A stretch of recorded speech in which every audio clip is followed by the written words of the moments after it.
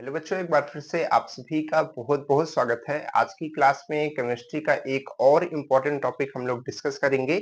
इसकी सीरीज चलेगी, 1 से 2-3 लेक्चर हो सकते हैं, ठीक है, जिसमें हम लोग इस पूरे टॉपिक को कवर करेंगे। टॉपिक का नाम है हमारा गैसीय नियम, जिसको हम लोग कहते हैं गैस लॉ। ठीक है, बहुत इंपॉर्टेंट नियम होता है। और ये कुछ ऐसे नियम है, जैसे इसके पहले हम लोग क्या पढ़ रहे थे, इक्विवेलेंट वेट।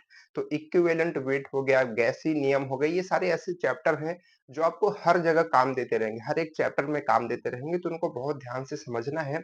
और हम आपको बहुत ही शॉर्ट तरीके से, बहुत ही इजी तरीके से आपको सब कुछ समझा देंगे। हार्ड से हार्ड चीज आपको बहुत इजी तरीके से आपको क्लियर करा देंगे, ठीक है। तो देखिए यहाँ पर जो गैसीय नियम है, बहुत सारी चीजें इसमें है, बहुत सारा थ्योरी है, लेकिन हम आपको एकदम शॉर्ट में जो हमारे काम की चीज है, जो हमारे समझने की चीज है, वहां लेकर के चलते हैं। उसके बाद थ्योरी भी आपको सब कुछ समझा देंगे, है ना।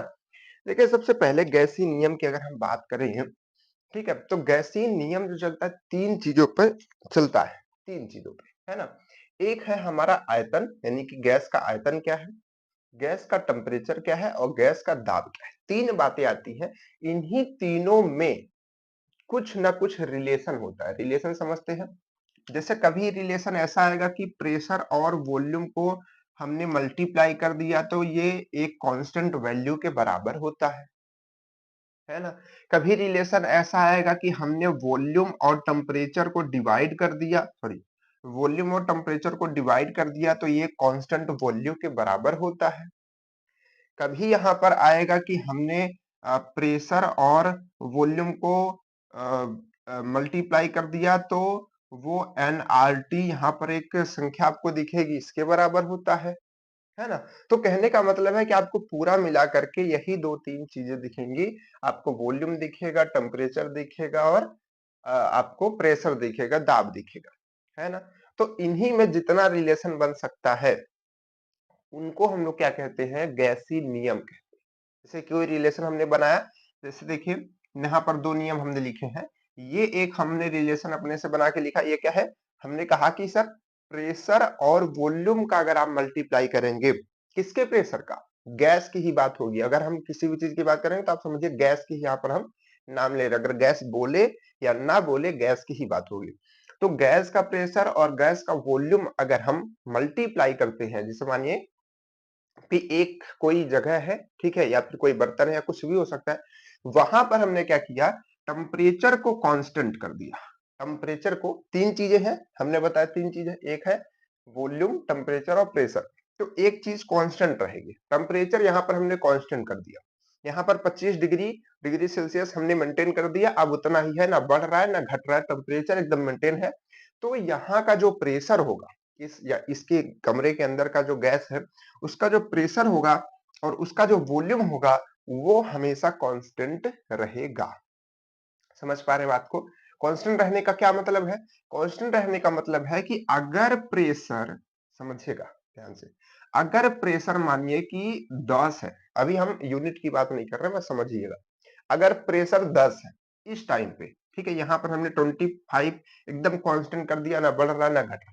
तो प्रेशर अगर 10 है और वॉल्यूम अगर 3 है मानिए, है ना, तो टोटल ये वैल्यू कितनी आएगी, 30 आएगी। तो अगर मान लीजिए हमने क्या किया, हमने इसको, ये जो प्रेशर है हमारा, इसको हमने कम कर दिया। क्या कर दिया, इसको मानिए कि हमने 5 कर दिया। क्या कर दिया, 5 कर दिया।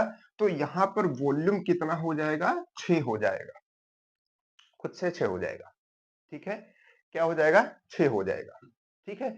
इसका रीजन क्या है, इसका रीजन ये रूल है कि हमेशा कांस्टेंट वैल्यू को बनाए रखेगा। कब, लेकिन टेम्परेचर आपका कांस्टेंट रहना चाहिए तब। तो बहुत इंटरेस्टिंग टॉपिक है ना। चलिए अब आइए समझते हैं, यहाँ पर कुछ रूल्स हमने लिखे हैं सीधे सीधे, है ना। बहुत साफ सुंदर राइटिंग में, राइटिंग तो हमारी बहुत खराब है, लेकिन जब हम लिखते हैं इस पे तो आपको समझ में आए, इस तरीके से लिखते हैं। तो आप इतनी बात समझ गए कि गैस में क्या होगा, तीन बातें होंगी, एक आयतन, एक टेम्परेचर और एक प्रेशर, है ना। अब इसके बाद देखिए पहला नियम, अब किसने दिया इसकी बात तो हम बाद में करेंगे, पहले देखें नियम क्या है। पहला नियम ये है कि अगर टेम्परेचर को कांस्टेंट, देखिए टेम्परेचर को अगर कांस्टेंट, ये कांस्टेंट लिखा है, कांस्टेंट का मतलब होता है स्थिर, है ना। तो टेम्परेचर को अगर कांस्टेंट कर दिया जाए, तो प्रेशर और वॉल्यूम का मल्टीप्लिकेशन क्या होता है? एक स्थिर संख्या के बराबर होता है, या फिर हम कह सकते हैं कांस्टेंट होता है वो भी, है ना?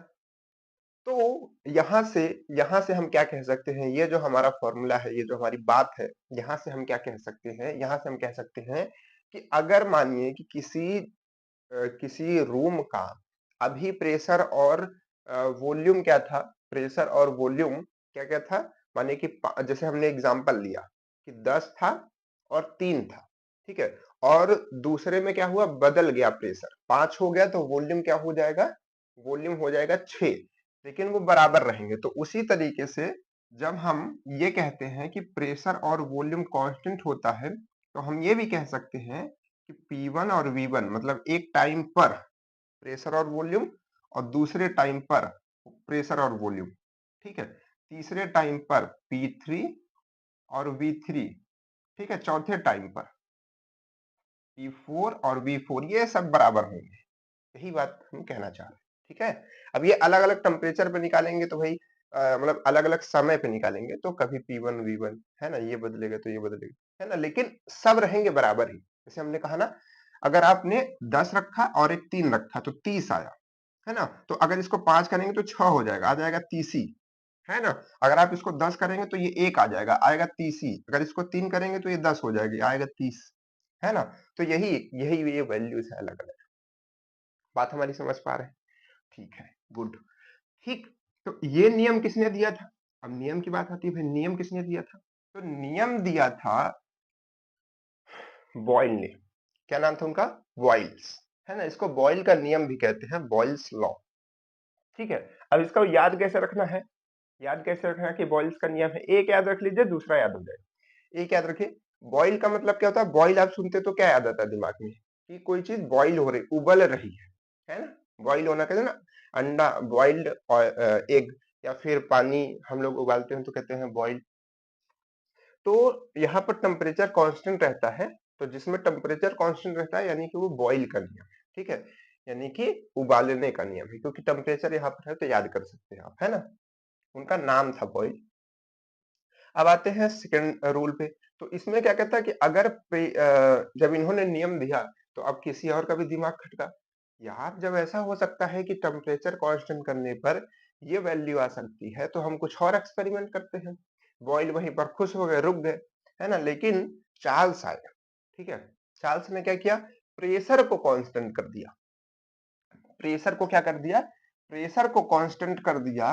अब उन्होंने देखा कि अगर वॉल्यूम और टेम्परेचर को डिवाइड कर दिया जाए, है ना, वॉल्यूम को टेम्परेचर से डिवाइड कर दिया जाए, तो वो एक कांस्टेंट वैल्यू हमेशा बनी रहती है, लेकिन उसके लिए क्या होना चाहिए, प्रेशर हमारा सेम रहना चाहिए, प्रेशर हमारा बदलना नहीं चाहिए, ठीक है।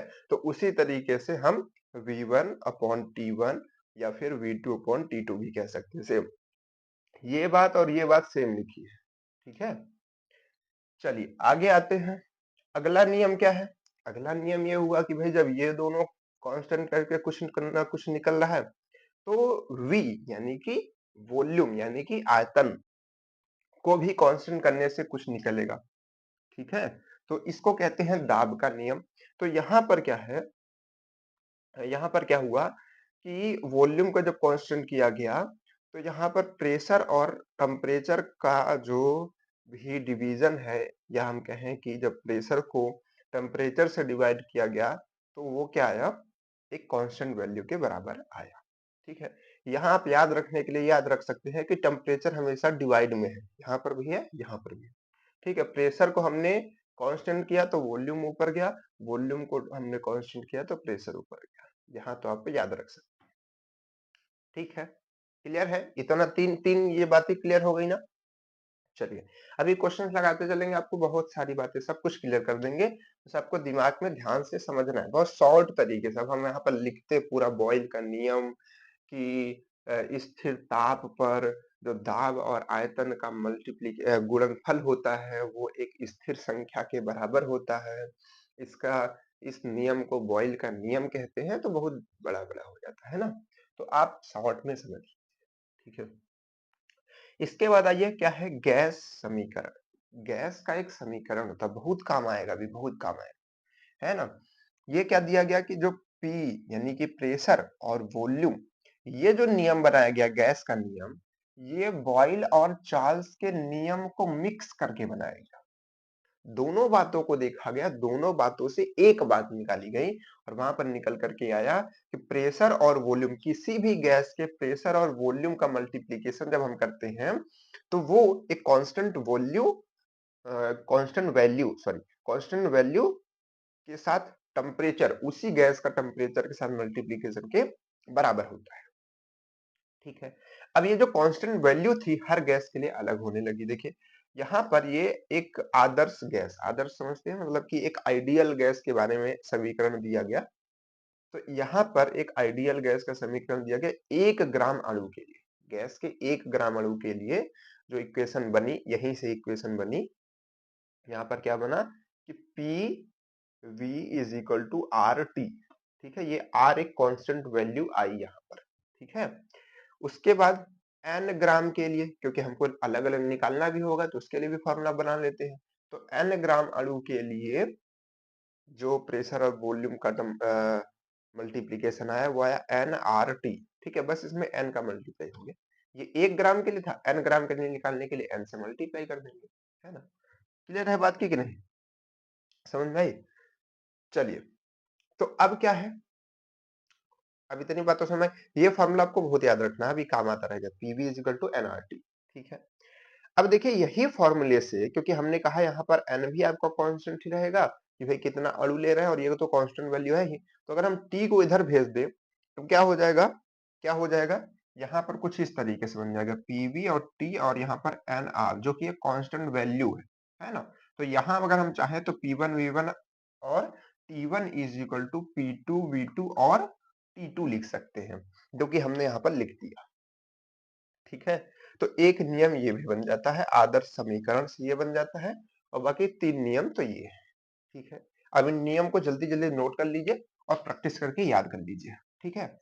अब हम लोग इन पे कुछ क्वेश्चंस लगाएंगे जिससे आपको और अच्छे से क्लेरिफाई होगा कि ये नियम कैसे काम करते हैं और इसका यूज हम कैसे करेंगे अपने क्वेश्चन में, है ना। चलिए तो क्वेश्चंस हमारे पास बहुत है, सबसे छोटे क्वेश्चन से शुरुआत करते हैं ना, इसको इरेज नहीं करेंगे, इसको अभी ये चलेगा, अभी ये काम देगा, है ना। तो इसको हम क्या करते हैं बॉक्स में बना देते हैं, चलो भाई ठीक है। क्या है क्वेश्चन, क्वेश्चन है कि स्थिर ताप पर,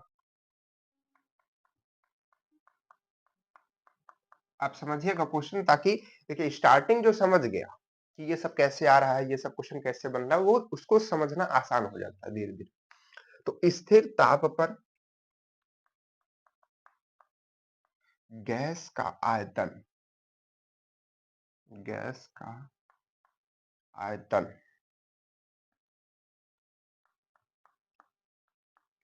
दोगुना कर देने पर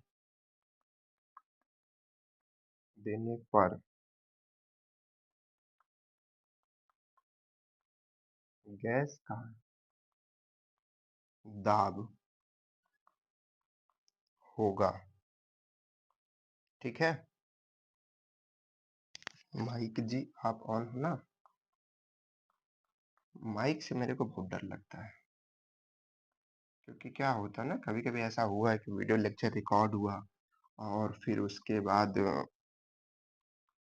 उसमें आवाज ही नहीं आई, तो उससे क्या होता है फिर बहुत इरिटेशन होती है, गुस्सा आती है। एक चौथाई, ये 1/4 लिखा हुआ है, ये होगा आपको दिख रहा होगा, दिख रहा है, एक चौथाई, है ना, दिख रहा है थोड़ा थोड़ा, एक चौथाई, 1/4, है ना। अगर आप चाहे तो हम लिख दे 1/4, इसको कहते हैं 1/4, ठीक है, एक चौथाई। चलिए तब से इसको आप लोग करते रहिए, मैं क्या करता हूँ एक क्वेश्चन और लिख देता हूँ, है ना, ताकि साथ में करेंगे क्वेश्चन, ठीक है। क्या है क्वेश्चन, 60 सेंटीमीटर दाब तब से आप लोग इसको करते रहिए। दाब पर एक गैस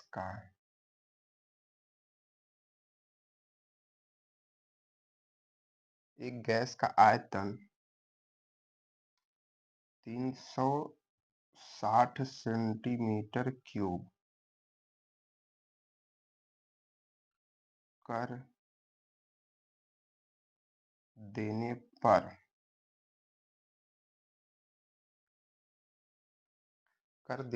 गैस का दाब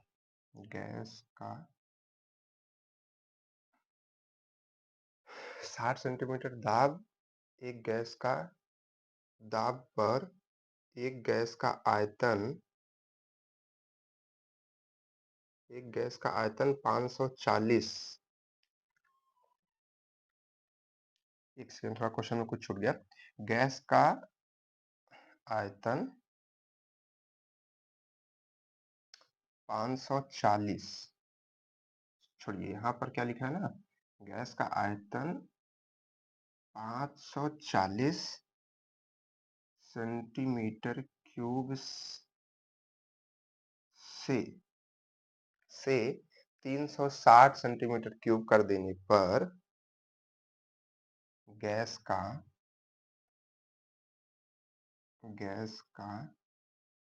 दाब होगा, है ना, छूट गया वो थोड़ा सा। ये चीज जो है ना इसमें पढ़िएगा, है ना, आयतन इतना से फिर यहां से पढ़िएगा, है ना। आपके ऑप्शंस क्या क्या है, ऑप्शन मैं इधर लिख देता हूं। देखिए यही, इसीलिए मेरे बच्चे मुझको कहते हैं कि सर ऐसा कीजिए, आप एक स्मार्ट बोर्ड ले लीजिए। तो स्मार्ट बोर्ड कैसे लिया जाए, आप लोग सब्सक्राइब करेंगे तब ना लिया जाएगा, है ना।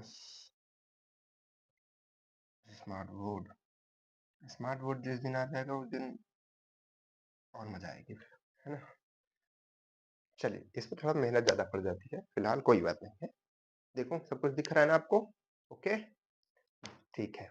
चलिए अब हम लोग क्वेश्चन सॉल्व करेंगे, है ना। ठीक है, सबसे पहला क्वेश्चन हम लोग बात करते हैं, क्या है, स्थिर ताप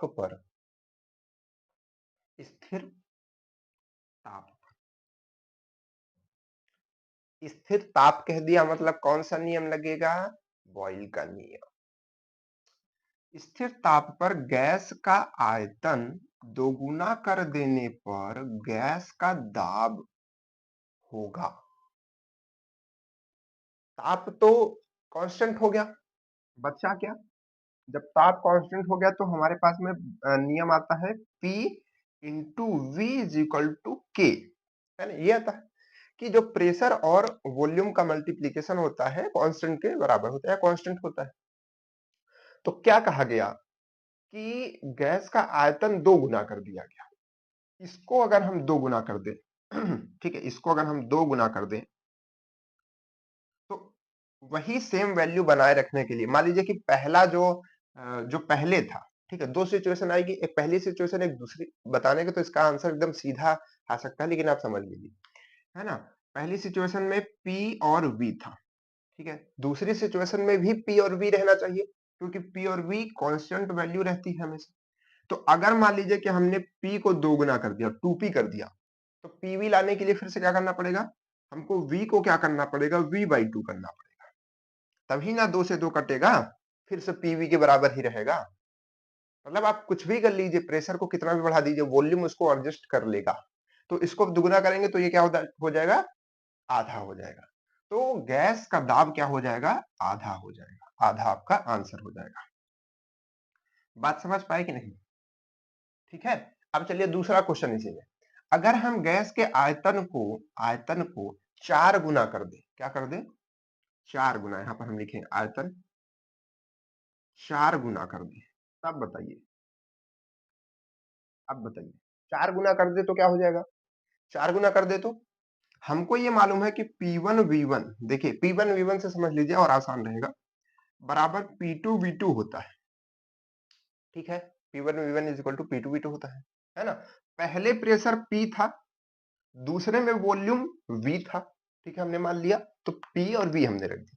दूसरे वाली कंडीशन में क्या हुआ, प्रेशर को 4 गुना कर दिया गया। अब आपको V2 बताना है ना? V2 आपको बताना है, तो चाहे आप यहाँ से सॉल्व कर लें या आप देखिए सॉल्व करेंगे तो कैसे सॉल्व करेंगे? P से P कट जाएगा, है ना?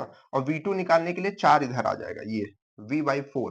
तो कहने का मतलब है कि 1/4 आ जाएगा, है ना? देखिए पहले वाले का 1/4 V2 बराबर, या फिर आप सिंपल ऐसे समझिए कि देखिए दोनों वैल्यू हमारी P और V आनी चाहिए हमेशा, है ना? प्रेशर और वॉल्यूम मेंटेन रहना चाहिए। तो अगर हम P को 4 गुना कर दें, तो PV फिर से लाना है, तो V को हमको V/4 करना पड़ेगा कि नहीं? 1/4 करना पड़ेगा कि नहीं? तभी ना 4 से 4 कट के फिर से PV बनेगा वो, है ना? मतलब वो वैल्यू हमारी हमेशा कांस्टेंट रहनी चाहिए, ठीक है? P और V हमारा मेंटेन रहना चाहिए। समझ में आ गई होगी बात हमारे हिसाब से तो, है ना? चलिए एक क्वेश्चन और देख लीजिए आप लोग इसमें। मान लीजिए कि अगर हम इसको 3 गुना कर दें, क्या कर दें? 3 गुना कर दें, तो क्या होगा? गैस के आयतन को हमने 3 गुना कर दिया, अब वॉल्यूम क्या हो जाएगा? 1/3 हो जाएगा, है ना? सॉरी सॉरी अच्छा, सॉरी सॉरी फॉर दिस, हमने यहाँ पर आयतन बार-बार कहा, लेकिन हमने प्रेशर में 2 गुना, 3 गुना, 4 गुना कहा। सॉरी उसके लिए। पहले तो यहाँ पर सबसे स्टार्टिंग में जो क्वेश्चन था वो क्या था? वो यहाँ पर था 2 गुना। तो चलिए वहीं से समझते हैं फिर से। ये आयतन को दोगुना करने की बात कह रहा था, वो हमने आपको समझाने में प्रेशर को ही बार बार कर दिया, यहाँ पर आयतन समझ लिया, कोई बात नहीं, सेम चीज है, उसमें कोई अंतर नहीं। देखिए हमने कहा ना कि P और V मानिए पहला था, दूसरे में भी आपको P और V रखना है, तो यहाँ पर क्या किया? आयतन को दोगुना कर रहा था, तो कोई बात नहीं है, प्रेशर को हम वही रखेंगे, आयतन को दोगुना करेंगे, तो हमको क्या करना पड़ेगा? दाब को क्या करना पड़ेगा? दाब को आधा करना पड़ेगा, जैसे हम अभी कर रहे थे, तो वैसा भी क्वेश्चन बन सकता है, ठीक है? यहाँ पर अगर दाब हो जाता, यहाँ पे आयतन हो जाता, तो वैसा हो जाता। फिर हमने कहा कि अगर मानिए कि ये 4 गुना हो, ठीक है? ये क्या हो? 4 गुना हो। सॉरी उसके लिए जो हमने पीछे किया, आपको हो सकता है थोड़ा समस्या हुई हो समझने में। तो आयतन को 4 गुना करना है, तो पहले तो ये पीवी है, अब आयतन को आपने 4 गुना कर दिया, यानी कि 4v कर दिया, और ये p ही है, लेकिन अब इसको फिर से pv के बराबर ही रखना है, तो प्रेशर को हमें क्या करना पड़ेगा? 1/4 करना पड़ेगा, ठीक है? अब फिर से मानिए कि इसको हमने 3 गुना कर दिया, तो वॉल्यूम को हमने क्या कर दिया? 3 गुना कर दिया, तो वही चीज करने के लिए इसको 1/3 करना पड़ेगा दाब को। समझ पा रहे हैं? क्वेश्चन कैसे भी पलट के बन सकता है। ओके, चलिए अब हमारा क्वेश्चन एक है इसमें छोटा सा सबके लिए, कि अगर हम आयतन को आधा कर दें, आयतन को आधा कर दें, तब बताइए दाब क्या होगा? ठीक है? अब आपको बताना है, इसका आंसर करना है। अगर इसमें मिल जाए ऑप्शन तो इसमें बताइएगा, नहीं तो खुद से बताइएगा। ये आपका फर्स्ट होमवर्क है।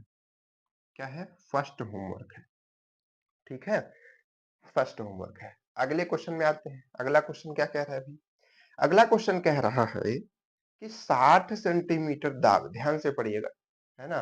वो पिछले बार के जैसे मिस्टेक ना होने पर, 60 सेंटीमीटर दाब पर, ये दाब की बात हो रही है, पर गैस का आयतन इतना, ठीक है, से इतना कर देने पर गैस का दाब क्या होगा?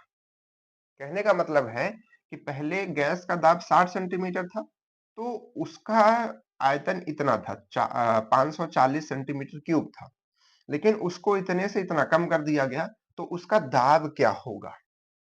नया दाब बताना है। तो दाब और किसकी बात हो रही है यहाँ पर? आयतन की बात हो रही है, तो यहाँ पर टेम्परेचर कांस्टेंट है, यानी कि, है ना? तो इसको हम कैसे सॉल्व करेंगे समझिएगा। इसको कैसे सॉल्व किया जाए? हमको मालूम है P और V इंटू V कांस्टेंट होता है, या फिर हम ऐसे कहें कि P1 V1 is equal to P2 V2 होता है, P2 V2 होता है। क्लास छोड़ के भागिएगा नहीं, सब कुछ समझ में आएगा थोड़ा, है ना? बहुत आसान आसान क्वेश्चन आपको समझा रहे इसलिए। तो पहले प्रेशर क्या था? 60, तो ये 60 लिख देंगे, ध्यान रखिएगा सेंटीमीटर में रहे। उसके बाद यहाँ पर इसका आयतन शुरू में क्या था? 540, तो 540 लिख देंगे, ठीक है, ये पहली कंडीशन के लिए लिख रहे हैं 540।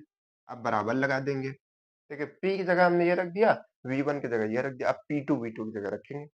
तो यहाँ पर देखिए आयतन इतना हो गया है, इतने से घट करके इतना हो गया। तो आयतन हमको मालूम है, हमको निकालना क्या है, दाब। तो दाब को हम क्या करते हैं, P2 ही रहने देते हैं और आयतन को हम लिख लेते हैं 360।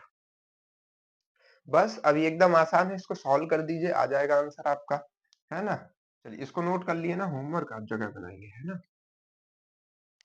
अब जगह बनाएंगे भाई। चलिए ये आपका अंतिम क्वेश्चन है क्योंकि घड़ी में समय हो चुका है। ठीक है, तो इसको सॉल्व करें। चलिए P2 निकालते हैं। तो P2 निकालेंगे तो आएगा 60 मल्टीप्लाइड बाई 540 और डिवाइडेड बाई 360। इससे ये कट जाएगा, यहाँ से 6 से यहाँ 9 छंग 54, 90 सेंटीमीटर इसका दाब आ जाएगा। 90 कहीं ऑप्शन में है, 30, 36, 45 और ये 90, ये देखिए 90। ठीक है, तो ये आपका आंसर हो जाएगा। बात समझ में आ रही होगी, है ना। सेम वही चीज जो हमने ऊपर अभी किया था, उसी चीज को यहाँ पर वैल्यू रख के हमने कर लिया, है ना। चलिए एक क्वेश्चन आपको हम और करा देते हैं, एक क्वेश्चन बस। ठीक है, उसके बाद अभी और अच्छे अच्छे क्वेश्चन करने बाकी ही है।